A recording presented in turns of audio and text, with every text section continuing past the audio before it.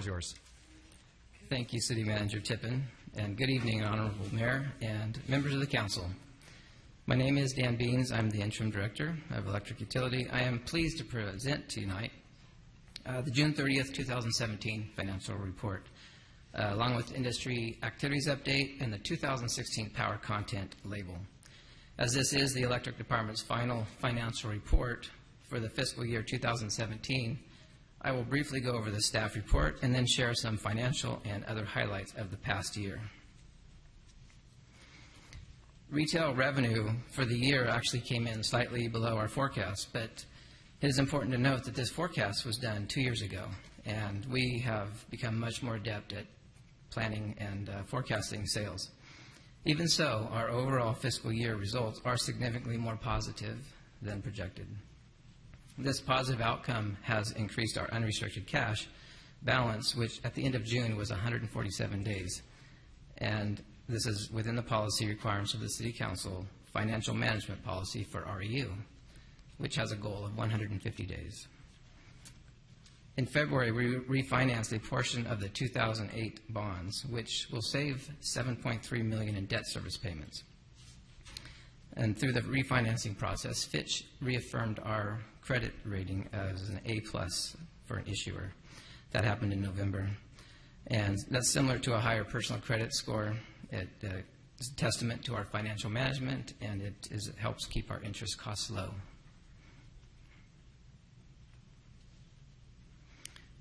As previously mentioned, fiscal year results are significantly more positive than projected.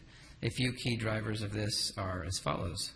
We have signed all the contractual agreements for the divestiture of our investment in the San Juan coal plant and will fully exit by December of this year. We have benefited from low natural gas prices and increased operational efficiencies. In addition, we've had increased hydro deliveries from the Central Valley project, which has been a great benefit. Before I move on to the industry activities update and the power content label, are there any questions? Okay.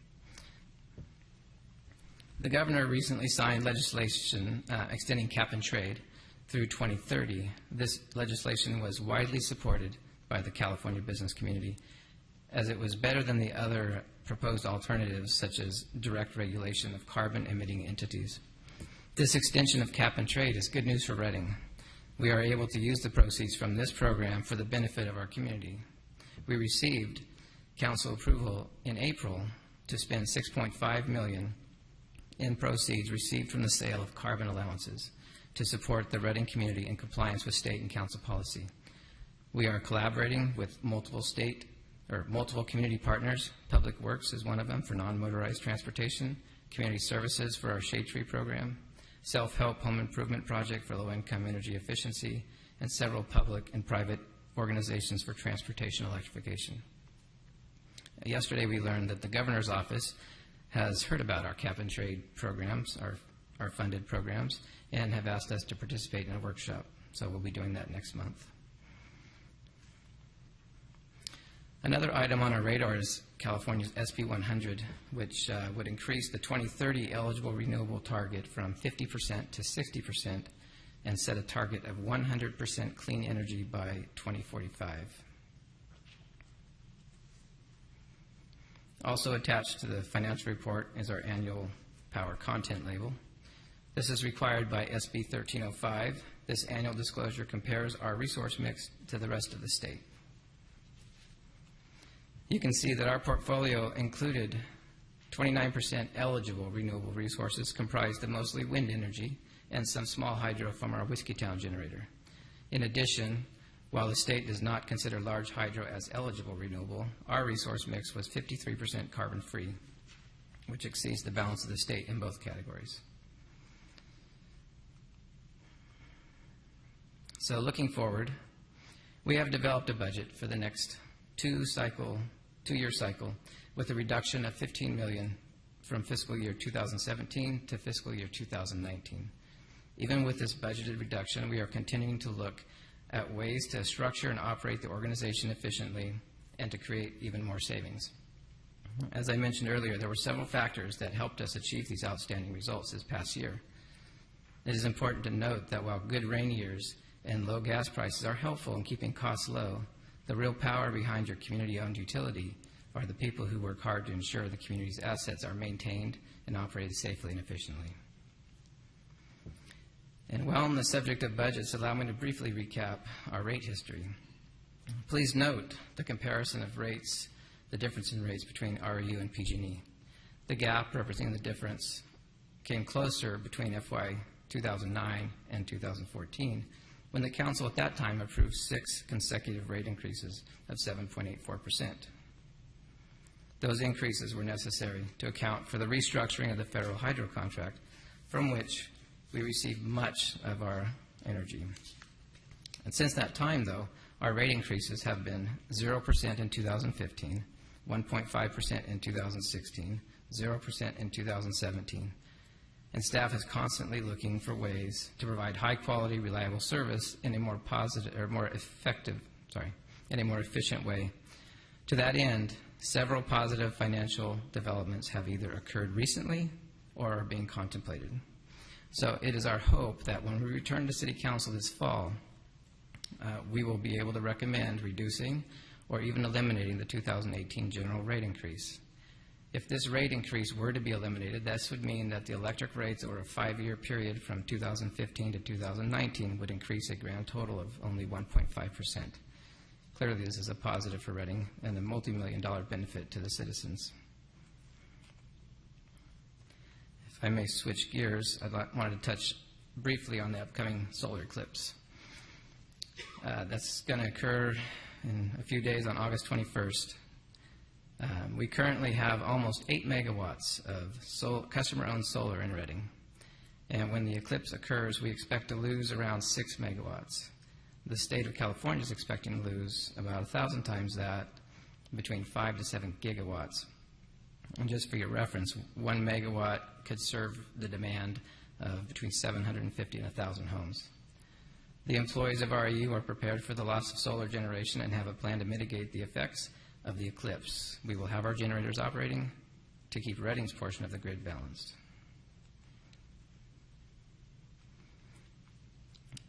And I would like to close with a few final numbers for your consideration. 80, 25, 96, 729, 59, 187, and 0. So 80 is the number of cents it cost in 1945 for your monthly residential fixed fee.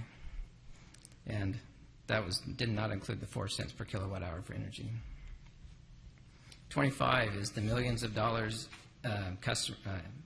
residential customers saved last year that they did not have to pay on their electric bill because they're served by their city-owned utility. 96 is the number of years the City of Reading has owned its own electric utility for the benefit of the community. 729 is the number of customer-owned solar PV systems currently in operation in Reading. 59 is the fewer minutes, it's the additional number of minutes that the power would be out if we were served by a neighboring utility. So our currently average customer experience is 50 minutes, and it could be 109. 187 is the number of employees who work at REU for you. And 0 is the profit made by REU because we are your publicly owned, publicly controlled, nonprofit community utility, and we're here to serve the people and businesses of Reading. And that concludes my presentation. I'm available for any questions. All right. I didn't take you to be a numerology expert, but we can have some fun with that down the road. And then is that PowerPoint, that presentation? That was Prezi. Prezi. So my resident tech expert, is that the kind of you okay with it? You like those? I think I never made that. Oh, okay. So, Mr. Beans, when you come back in the fall, if I could just make one recommendation, when you show our rate increases over the past, say, 4 or 5 years, can you have PG&E, are we able to track where they were at and see it by graph, but then also what that means as a community? Yes, actually, Okay. one of mine showed for residential, the dollar difference each year in the past, and the projected future. So, Great. Yep. Love to see that. And then I see light is on with Vice Mayor Schrader. Okay.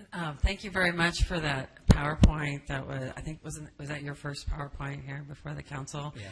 Great, good job. We give you an A Oh. plus, Wow, plus, generous. because we're going to match the Fitch rating, okay, with an A plus. And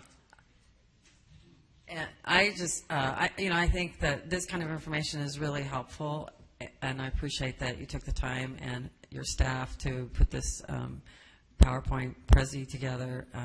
And if you could, I would encourage. I know sometimes Prezis are hard; they don't reproduce very well. Maybe it's just my lack of skills, but if we could put that on the website, I think it would be really helpful, because if it's not already on the website for REU or for the City of Reading, that would be helpful, because I think there was some good information that the public would be appreciative of seeing. Thank you again. Thank you. I don't see other lights on, so Mr. Beans, thank you very much. Thank you. If I may, Mr. Beans glossed this over a little bit, but I think it's a big deal, and that is the governor, I'll repeat, has invited Reading, REU in particular, to participate in a workshop to demonstrate our programs to the rest of the state for the cap and trade program.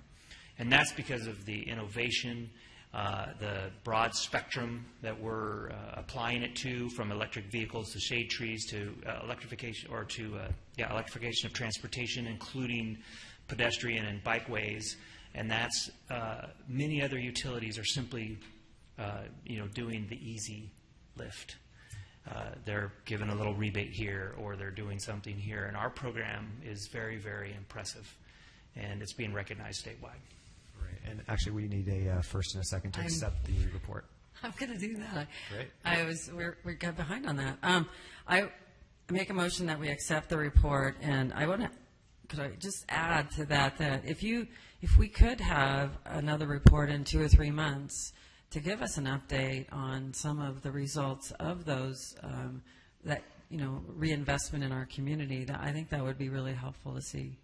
Yeah, I think we can do that, but we'll also be bringing new programs forward, because as the cap and trade was expanded, as the council knows, we have another $10 to $11 million that we need to put into play for the cap and trade purposes. But with the expansion of the program, that means additional funds will be flowing for reinvestment within our community over the next 10 years. So.